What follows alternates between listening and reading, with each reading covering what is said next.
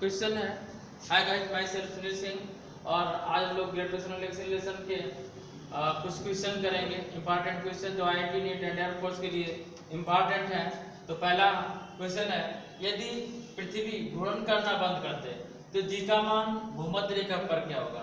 Means if earth does not rotate then what's change in gravitational acceleration at the equator. किस पे? At the equator. बोलो क्या होगा? क्या बताया? घटेगा नहीं भैया, जी डैश इक्वल क्या पड़ेगा? G minus r omega square cos square lambda. अब देखो, जब घूमना बंद कर देगा भैया, रोटेट करना बंद कर देगा, ओमेगा क्या जाएगा? जीरो। तो जी डैश इक्वल टू कितना जाएगा? जी, यानी कि क्या बढ़ जाएगा? क्या होगा? पहले का इससे कुछ वैल्यू इसकी होगी, इधर समझो, कुछ वैल्यू इसकी होगी। अब उसकी वैल्यू को अगर जीरो कर देंगे, कितना कर देंगे? जीरो कर देंगे तो वैल्यू से हम जी के इक्वल हो जाएगी। किसके इक्वल हो जाएगी? जी के इक्वल बढ़ जाएगी। क्या हो जाएगी? बढ़ जाएगी। नोट करिए, बढ़ जाएगी। नेक्स्ट, गुरुत्वीय बल ग्रेविटेशनल फोर्स न्यूनतम होता है जी पर। इस पर जी पर। जी पर क्या? गुरुत्वीय बल न्यूनतम होता है जी पर क्या? गुरुत्वीय बल न्यूनतम होता है, मिनिमम होता है। किस पे? फर्स्ट ऑप्शन है इक्वेटर पर, भूमध्य रेखा पर, इक्वेटर पर भूमध्य रेखा पर। सेकेंड ऑप्शन है पोल पर, ध्रुवों पर। थर्ड ऑप्शन है भूमध्य रेखा तथा किसी ध्रुव के बीच, between the equator and pole, between the equator and pole. बोलो, चौथा ऑप्शन है एनओटी। फटाफट बोलो। गुरुत्वीय बल कहाँ मिनिमम होता है? कहाँ मिनिमम होता है? विषुवत रेखा पर। कहाँ? भूमध्य रेखा, विषुवत रेखा एक ही बात है। किस पर? भूमध्य रेखा, विषुवत रेखा, इक्वेटर। ठीक है ना? तो कौन सा ऑप्शन हो गया? फर्स्ट। कौन सा ऑप्शन हुआ? फर्स्ट। Next question. नेक्स्ट भैया क्वेश्चन है, एक अंतरिक्ष यात्री। क्वेश्चन क्या है?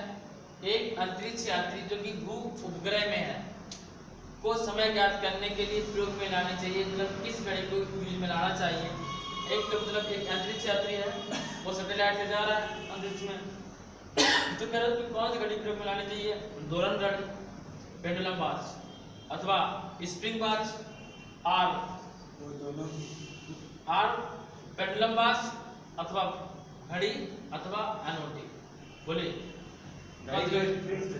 हाँ, देखो ये जब पेंडुलम वाली घड़ी लेंगे, पेंडुलम वाली घड़ी के ग्रेविटी के अकॉर्डिंग रिवॉल्व करती है।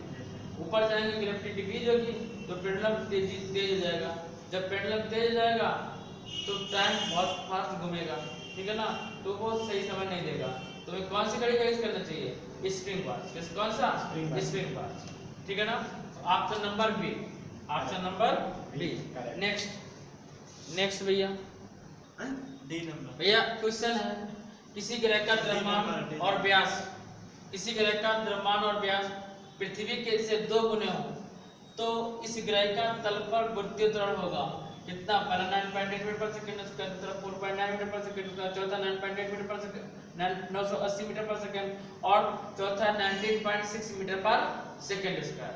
तो भैया हम लोगों को ये पता है स्मॉल जी इक्वल कहते हैं g M E upon R square, ये होता है।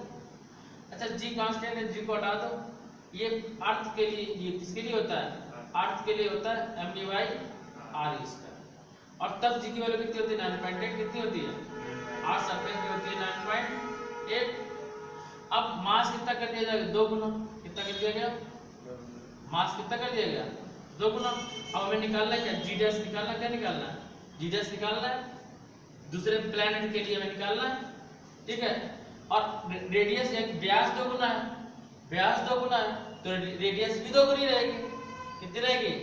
रेडियस आधी रहेगी। क्यों? देखिए आधी, देखिए ये है, ये अर्थ है, अर्थ का व्यास रेडियस आ रही है तो अर्थ का डायमीटर कितना होगा? 2r होगा। कितना होगा? 2r। अब दूसरा प्लेनेट ले लिया, कह रहा उसका व्यास अर्थ के व्यास से 2 गुना है। 2 गुना मतलब 4 आ रही है। कितना है? 4 आ रही है तो कितना हो जाएगा? 2 आ रही है। कितना हो जाएगा? 2 आ रही हो जाएगा। होल स्क्वायर कर देंगे, होल स्क्वायर कर देंगे तो g डैश p इक्वल कितना आएगा 2m अपॉन 4 r स्क्वायर आएगा 2 2 जा 4 कितना 2 2 जा 4। जब 2 2 जा 4 किया यानी कि हमारे पास आया g dash equal 1/2 m upon r square आया, प्रोपोर्शनल साइन लगा दो, कैपिटल जैसे कोई मतलब नहीं भैया। तो g डैश इक्वल 1/2 और इसकी वैल्यू g थी और g की वैल्यू 9.8 होती है, 9.8 का आधा कर दिया, हाफ कर दिया, कितना आया 4.9 मीटर पर सेकंड आया। बोलो समझ में आया? बोलो आया कि नहीं आया? ये IIT में क्वेश्चन आया हुआ है, ठीक है। नेक्स्ट क्वेश्चन बताओ तो चलो अब ये भैया क्वेश्चन देखो, टाइम वेस्ट नहीं करो। पृथ्वी की त्रिज्या r, कोणीय वेग ओमेगा तथा ध्रुवों पर g का मान gp है। कितना है? ध्रुवों पर g का मान gp है। अक्षांश लैम्डा 60 डिग्री पर g का प्रभावी मान कितना होगा? भैया इधर देखो, हम लोगों ने फार्मूला पढ़ा g dash equal to g minus r omega square cos lambda. आप समझिएगा, अब सबसे अधिक वैल्यू कहाँ पे होती है? ध्रुवों पर। पोल पर। और g की वैल्यू कितनी दी गई? gp कितनी दी गई है? gp, ठीक है ना। ध्रुव सबसे अधिक है r ओमेगा स्क्वायर और cos स्क्वायर लैम्डा वैल्यू कितनी 60 डिग्री और cos 60 वैल्यू बोलो, cos 60 वैल्यू क्या वेरी गुड 1/2 कितना? 1/2 cos 60 वैल्यू 1/2 sin 60 वैल्यू √3/2 जी सर। स्क्वायर कर दिया। g dash equal to gp 1 minus r omega square 1/4 means हमारा कौन सा ऑप्शन आ गया? gp r omega square 1/4 first option. Note करो, आज आपका प्रचार कर देते हैं, नोट करिए। फेसबुक भी लगा दें। हाँ हाँ सर। नाउ नेक्स्ट क्वेश्चन है, निम्नलिखित में सही कथन बताना है। कह रहा एक उपग्रह में घूमने वाला अंतरिक्ष यात्री की भारहीनता की स्थिति है, मतलब अंतरिक्ष यात्री अपने आप को भारहीन समझ रहा है। क्या समझ रहा है? वेटलेस। क्या समझ रहा है? वेटलेस। तो कह रहा है कि शून्य जी की स्थिति होगी, मतलब जी का मान शून्य होगा, जी का मान शून्य होगा। दूसरा कह रहा है कोई गुरुत्व नहीं होने की स्थिति होगी, कोई गुरुत्व नहीं होने की स्थिति होगी। तीसरा कह रहा शून्य साहित्य होने की स्थिति होगी और चौथा कह रहा है कि मुक्त रूप से गिरने की स्थिति में होगा।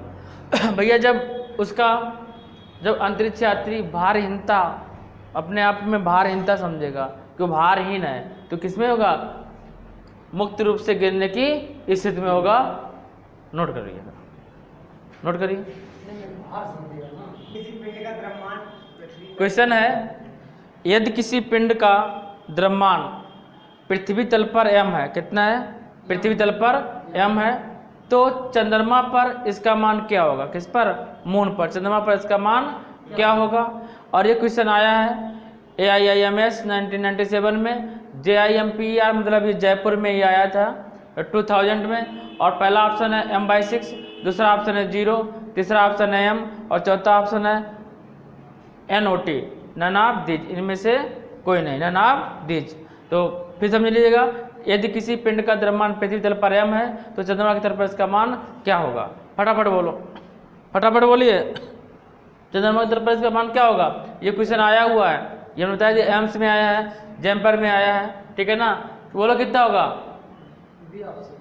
फटाफट बोलो, कितना होगा इसका मान? भैया इसीलिए तो कह रहे हैं पढ़ाई किया करो, ध्यान दिया करो। मास कहीं चेंज नहीं होता है, मास सेम रहता है, चाहे अर्थ पे रहो, चाहे मून पर रहो, चाहे मंगल ग्रह पे रहो। क्या रहेगा? m रहेगा। मास चेंज नहीं रहेगा, मास हर जगह सेम रहता है। वेट चेंज होता है। क्या चेंज होता है? भार। क्या चेंज होता है? वेट, भार चेंज होता है। यदि ये लिखा होता है यदि किसी पिंड का भार पृथ्वी तल पर m है, यदि यहाँ पर क्या लिखा होता?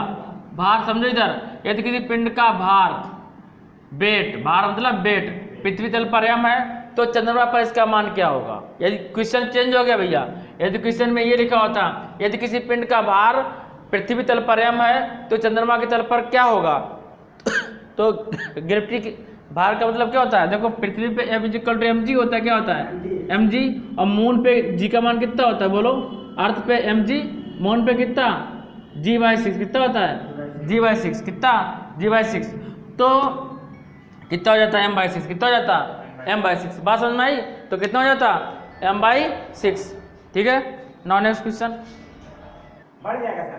क्वेश्चन है अभी याद कराएगा। पृथ्वी का द्रव्यमान अपरिवर्तित रहते हुए, पृथ्वी का द्रव्यमान अपरिवर्तित रहते हुए यदि त्रिज्या 2% कम हो, त्रिज्या कितने परसेंट कम हो, त्रिज्या 2% कम हो, तो इसकी सतह पर स्थित वस्तु का भार, पहला ऑप्शन घट जाएगा, सेकंड ऑप्शन बढ़ जाएगा, थर्ड ऑप्शन नॉट चेंज होगा, चौथा ऑप्शन एनोटोज में से कोई नहीं।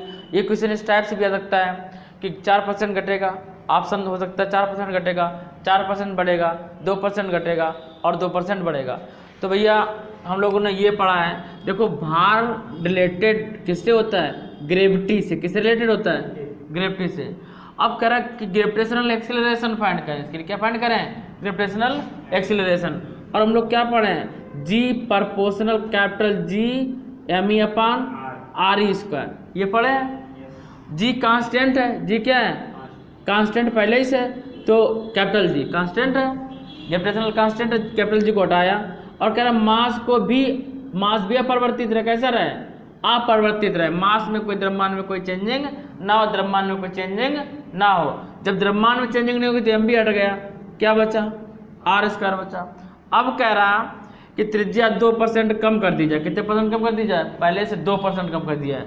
जब 2% कम की जाएगी तो स्क्वायर हो जाएगा, क्या हो जाएगा, स्क्वायर, यानी कि g कितना हो जाएगा, g प्रपोर्शनल हो जाएगा 1/4, कितना हो जाएगा, यदि g इक्वल टू, पहले सपोज कर लें g इक्वल टू ये है, तो नया g डैश कितना हो जाएगा 1/4r, 1/4r², 2% कम कर दिया गया, तो 2% कम किया गया तो 1/4r², यानी कि g डैश इक्वल टू कितना हो जाएगा, g/4, 1/r² की वैल्यू g थी, कितनी थी, g।